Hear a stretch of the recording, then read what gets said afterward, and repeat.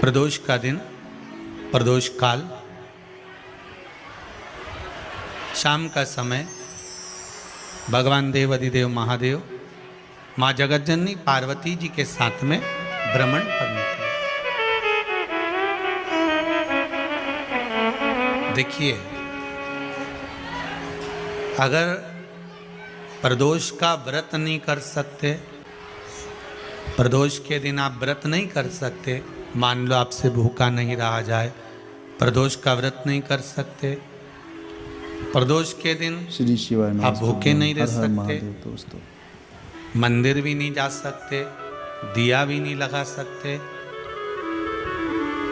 तो शिव महापुराण की कथा कहती है कि प्रदोष के दिन, प्रदोष काल में अपने ही दरवाजे के पास में देवाधिदेव महादेव का स्मरण कर कर लक्ष्मी की वृद्धि के लिए, कार्य सिद्धि के लिए, संपदा को प्राप्त करने के लिए आप अपने ही दरवाजे के पास में एक दीप लगा सकते हो। कौन से दिन? प्रदोष के। एक बात और अच्छे से समझ लीजिए, जो बच्चे चिड़चिड़े होते हैं, चाहे घर में बेटे हों, बहुएं हों, सास हो, ससुर हो, परिवार में छोटे छोटे बच्चे हों, चिड़चिड़ प्रवृत्ति करते हों या चिड़चिड़ा स्वभाव हो, जरा जरा सी बात में क्रोध आ जाता हो, बोलने का भान नहीं रह पाता हो, शब्दों के बाण चलते हों, तो महाराज प्रदोष के दिन, प्रदोष काल में बेलपत्री के पेड़ के नीचे एक, जो पत्ता आपके पास में हो, पान का मिल जाए तो पान का, पीपल का मिल जाए तो पीपल का, बेलपत्र का मिल जाए तो बेलपत्र का, उस पत्ते पर मात्र थोड़ा सा शहद और 7 दाने चावल के रखकर घी का दिया लगा दो महाराज, और थोड़ा सा जल हाथ की अंजलि में लेकर भगवान देवाधिदेव महादेव का स्मरण कर कर कि इस बेलपत्री के वृक्ष के नीचे माता लक्ष्मी, पार्वती, सरस्वती विराजमान है, इसी बेलपत्री के पेड़ के नीचे मेरे देवाधिदेव महादेव का 12 ज्योतिर्लिंग का स्वरूप प्रकट है, उनका स्मरण कर कर जल चढ़ा दीजिए और उसका स्मरण कर लो जो चिड़चिड़ प्रवृत्ति करता हो, क्रोध करता हो, जिसको बोलने का भान नहीं होता हो, सम्मान नहीं देता हो, अपशब्द कहते हो, उनका स्मरण कर कर आप छोड़ेंगे। एकदम एक प्रदोष करेंगे, दूसरे प्रदोष तक तो आपको कोई दिक्कत ही नहीं है। 2-3 प्रदोष कर कर देखिए, बाबा कृपा करें। बच्चों को पढ़ने का कह रहे हो, पढ़ने बैठो, पढ़ने बैठो, पढ़ने बैठो, पढ़ने बैठो, तो एक आध प्रयास बच्चों के लिए भी कर लिया करो कि भाई ठीक है, बच्चे लोग विद्या में प्रबल होंगे।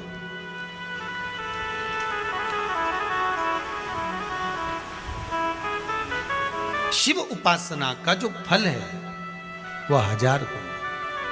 पहले भी कथा में आज फिर कहते हैं,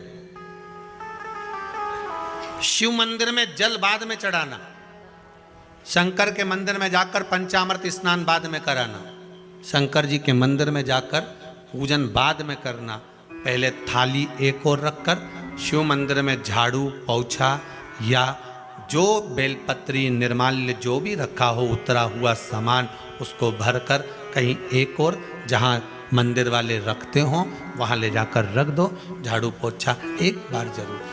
पूजन करने से पहले सबसे पहले सफाई का ध्यान रखो, और एक विश्वास रखना, आप मंदिर की सफाई नहीं कर रहे हो, फिर निवेदन करूंगा आपको, आप मंदिर की झाड़ू नहीं लगा रहे हो, आप मंदिर की सफाई नहीं कर रहे हो, आप मंदिर में पोछा नहीं लगा रहे हो। जितना हाथ आप मंदिर में फेर रहे हो सफाई के लिए, उतना आपके जीवन में जितना दुख है, जितनी तकलीफ है, जितना कष्ट है, जितनी बीमारी है, उस पर हाथ फेर रहे हो, मंदिर में नहीं फेर रहे हो। नहीं तो सारी दुनिया में जितने मंदिर हैं, सारे मंदिरों में ट्रस्टियों ने कुछ ना कुछ लगा के रखा है, स्वीपर आता साफ करके जाता है, ये आएगा सफाई कर कर जाएगा, पंडित जी होंगे तो बुआरी लगा देंगे, पंडित जी होंगे सफाई कर देंगे, उन्होंने तो पंडित जी को बोल के रखा कि साफ कर दो, पंडित जी करते भी हैं, पर पहला फर्ज आपका है कि आप मंदिर में आए हो तो पहले आप सफाई करो। क्यों? क्योंकि हम उसका द्वार साफ रखें। आज के समय में तो एक नियम हो गया साहब कि मंदिर में जाते हो तो मंदिर के दरवाजे पर चप्पल उतार के जाते हो, नहीं तो शास्त्र रीति तो ये कहती है कि मंदिर में भगवान सामने बैठा है तो उसके सामने चप्पल भी नहीं उतरना चाहिए। तो कई लोग कहते हैं मंदिर के अंदर थोड़ी ना उतर, हम तो जीने से भी बाहर, एकदम गेट के बाहर वहां उतर, पर सामने तो है ना, सम्मुख में तो है। तुम्हारे यहां अगर 4 लोग दिवाली मिलने आते हैं ना तो तुमने चप्पल रखने का भी स्टैंड बनाकर रखा है, साइड में उतारिए, दहली पर मत उतार देना, थोड़ा साइड में उतारो, सामने से सब आते जाते रहते हैं, सामने उतारो, सम्मुख में क्यों उतार रहे हो?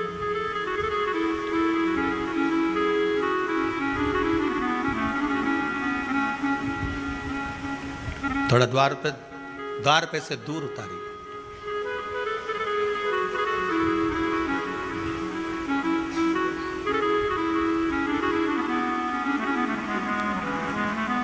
अभी तो कुबेरेश्वर धाम में काम चल रहा है, आप लोग जो दान दे रहे हो, आपके दिए हुए दान से निर्माण चल रहा है।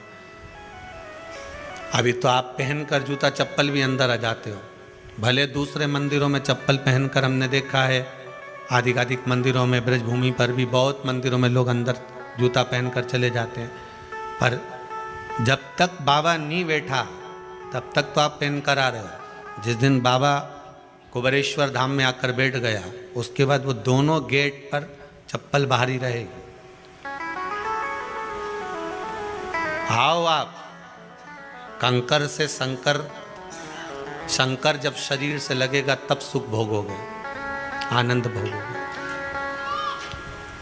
सुख की प्राप्ति। अपने द्वार पर भी कितना सुंदर लिखा है भविष्य पुराण के अंतर्गत,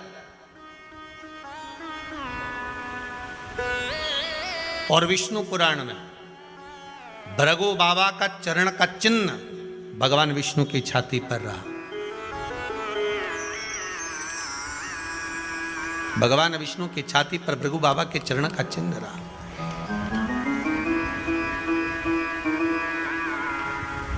चरण का चिन्ह। अब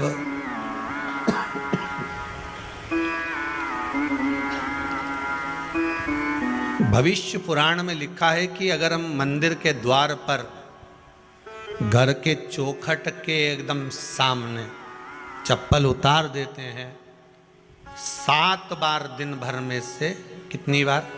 7 बार विष्णु पुराण कहती है ऐसा कोई दिन नहीं होता जिस दिन दरवाजे पर 7 बार लक्ष्मी आकर खड़ी नहीं होती हो।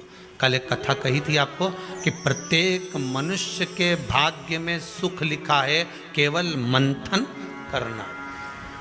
भविष्य पुराण कहती है 7 बार लक्ष्मी प्रत्येक मनुष्य के दरवाजे पर जाकर खड़ी होती है, पर द्वार पर चप्पल पड़ी होने के कारणवश वो लौट कर चली जाती है। बहुत ध्यान दीजिएगा महाराज, थोड़ा सा आपको बुरा लगेगा, लग जाए, पर शिव पुराण है, जीवन संवार देगी तो अच्छी बात है,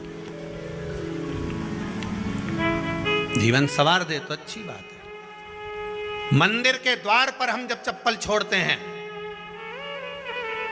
जिस मंदिर की चौखट पर चप्पल छोड़ी है, आप जितनी देर आराधना में लगे रहते हैं उतनी देर तक आपकी चप्पल पर जितने लोग लांग कर जाते हैं, जितने लोग लांग कर प्रवेश करते हैं, उसका भी दुख आपके भाग्य में आता चले जाता है। ध्यान दीजिएगा जरा, चप्पल का भविष्य पुराण में पढ़िएगा कभी कि पादुका का महत्व क्या है, पादुका किस ओर उतारना चाहिए, पादुका को कहाँ रखना चाहिए, किस जगह पर बुआरी झाड़ू को रखना चाहिए, किस जगह पर चलनी को रखना चाहिए, सुई उस सुई को जिस हाल में सब बैठते हैं उस हाल में क्यों रखा जाता है? सुई तो इतनी सी है, पर जिस हाल में सब बैठते हैं उस हाल में ना तो झाड़ू रखते हैं, उस हाल में ना चलनी रखते हैं। भैया क्यों नहीं रखते? कारण क्या है कि जिस हाल में सब बैठकर बात करें, आवक जावक की बात हो, व्यापार की बात हो, लक्ष्मी की बात हो, प्रेम स्नेह की बात हो, आपस में बैठकर सब चर्चा कर रहे हो, अगर वहां छलनी होगी, झाड़ू होगी, तो बैठे बैठे बात करने में विवाद चालू हो जाएगा। 15-20 मिनट तुमने बहुत प्रेम की बात करी, अच्छे से बात करी, पति पत्नी बहुत प्रेम की बात कर रहे थे, मालूम पड़े बात करते करते से कब झगड़ा उत्पन्न हो जाए तो समझ में नहीं आया। हमारी बहू को क्या हो जाता है, बैठे बैठे बात करते करते झगड़ा कर देती है, जरा सी बात में झगड़ा चालू हो जाता है। कारण क्या है, जिस हाल में तुम बैठ रहे हो, जिस कमरे में तुम बैठ रहे हो, जिस हाल के अंदर सब बैठकर चर्चा करते, बात करते, चित्त करते, आपस में बैठकर सब लोग एक दूसरे के बातचीत करने बैठे हैं, आय व्यय देखने बैठे हैं, दुकान व्यापार की बात करने बैठे हैं, उस जगह पर भी झगड़े का क्रम कहां से आ गया, एक ना एक का मुंह क्यों फूल गया, कारण क्या था, कोई बात टेंशन क्यों आ रहा है। मतलब उस हाल में या तो चलनी रखी है या झाड़ू रखी है, भले तुमने सोफे के नीचे फंसा दियो, भले तुमने पीछे फंसा दियो, पर पड़ी जरूर है, रखी जरूर है, कहीं ना कहीं पड़ी होगी।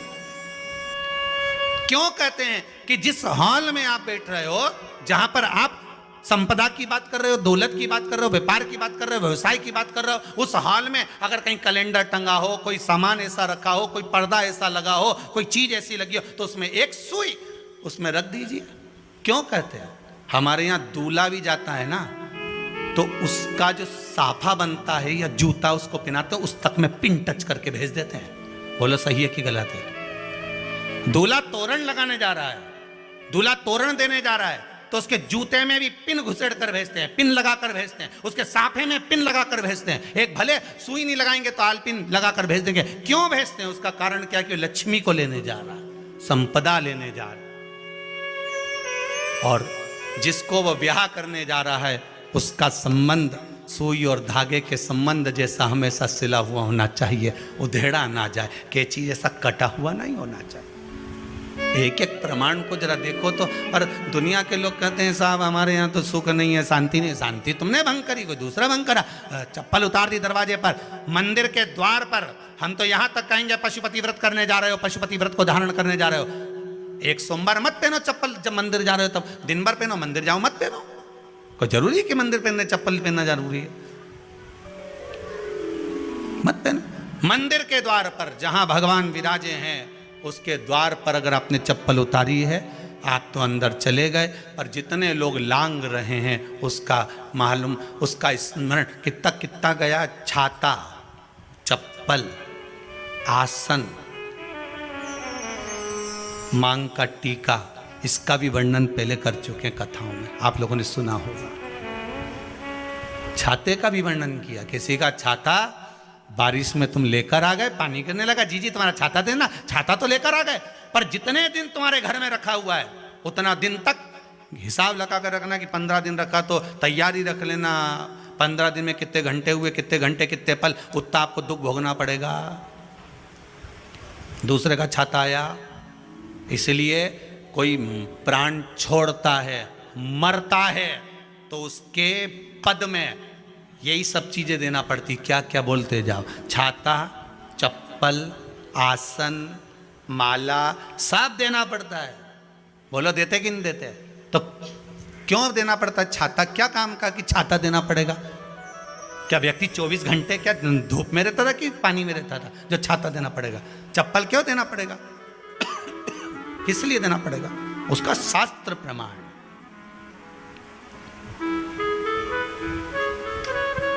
जरा सा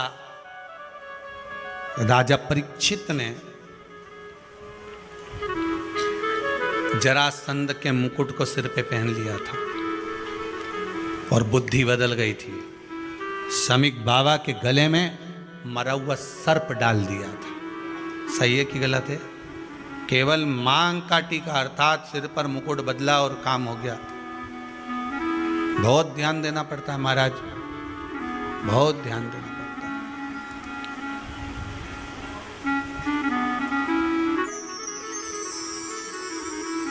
तुम्हारी चप्पल कोई ले गया, तुम रो रही, किसी ने पूछा क्या हो गया?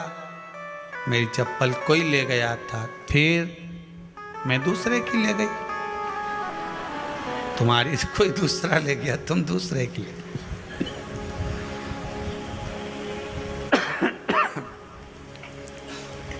नहीं भाई,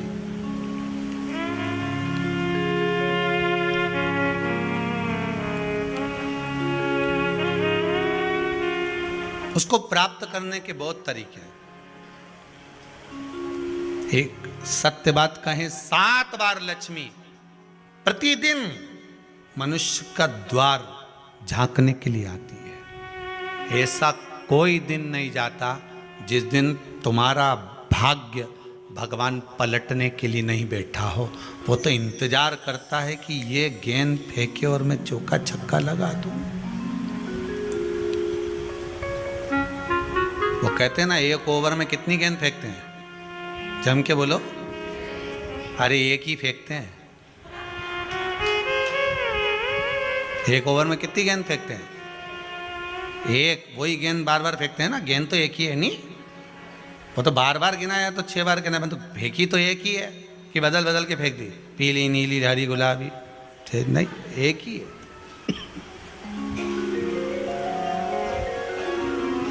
बदल बदल कर आया, गेंद एक ही थी, फिर फेंका कि ये तो वाइट निकल गई, फिर फेंकी, गेंद वही है, गिनती में 6 जा रही है। 1 साल निकल गया, 1 दिन निकल गया, फिर गेंद फेंकी, अरे साहब एक भी रन नहीं बना, फिर फेंकी, अभी भी नहीं बना, फिर फेंकी तो के बाउंड्री तक तो पहुंच गई है। अब की बार जो फेंकी तो के ऊपर से निकल गई, सीधे 6 पे पहुंच गई। भगवान भी ये कहता है, एक ही गेंद है, 6 बार फेंकी है। शास्त्र कहता है 7 बार दरवाजे पर लक्ष्मी आती है, मौका देखती है कि कब मौका मिले मैं इसके घर में प्रवेश कर जाऊं। पर कभी कभी ये निंदा करती दिखती है, कभी बहू की चुगली करती दिखती है, कभी टीवी में मन लगाए दिखती है, कभी सुई धागा लेके बैठी मिलती है, कभी झाड़ू लगाती फिरती है, कभी दरवाजे पे चप्पल खुली मिल जाती है, कभी कुछ मिल जाता है। मैं बार बार आती हूँ, अब नहीं माने तो मैं कई करूँ, मेरे को तो जाना पड़ेगा। मेरे को तो जो नियम है, सर्विस करने वाला, नौकरी करने वाला तो टाइम पे आएगा। तुम भले कंप्यूटर चलवाओ, चाहे मोबाइल उड़वाओ, चाहे तुम लिखा पढ़ी करवाओ, बोलो सही है गलत है, उसको तो करना है।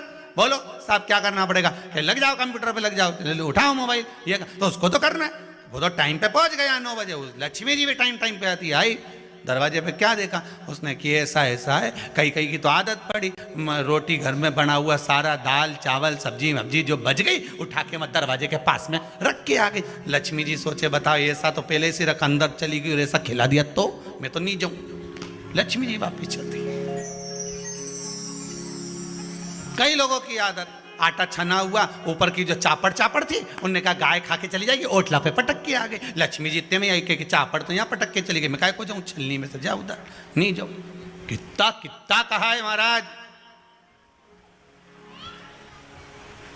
केवल 1 दिन का इंतजार रहता है, दिवाली आए लक्ष्मी जी महाराज घर आएगी ने, लीप लिया ने, पोत लिया ने, मांडना भी मांड लिया, लक्ष्मी जी का पाँव भी मांड लिया ना, कमल का फूल भी मंगवा लिया, गेंदा की माला भी बुलवा ली, सारी गेंदा वेंदा की माला दरवाजे पे भी लगा दी, चौक मोक पूर के बेटी इंतजार में, लक्ष्मी जी आएगी, लक्ष्मी जी आएगी। लक्ष्मी जी बोली मैं तो रोज आऊँ री जी, मैं तो रोज आऊँ, पर कई करूँ थारी बुद्धि काम नहीं करे, मैं कई करूँ, मैं तो रोज आऊँ। फिर के लक्ष्मी मैया अब की बार आ गई तो जाजे मती रही, बड़ी तकलीफ में हूँ। लक्ष्मी जी बोली नहीं जाना तो पड़ेगा, दिवाली का दिन है, हमारे 10 के घर जाना पड़ता है, बड़ी मुश्किल से तो गुजिया पपड़िया मिलता है, नहीं जाऊंगी तो अच्छा नहीं लगेगा, तो जाना तो पड़ेगा। पर रोज आऊंगी, प्रतिदिन आऊंगी। तू अगर मुझे रोक सकती है और अपने घर में बुला सकती है तो बुला ले, और आऊंगी मैं प्रतिदिन और जाऊंगी भी मैं प्रतिदिन। लक्ष्मी आती भी खूब है और जाती भी खूब है, एक जगह टिकती कभी नहीं है। बस उसको बुलाने का तरीका होना चाहिए।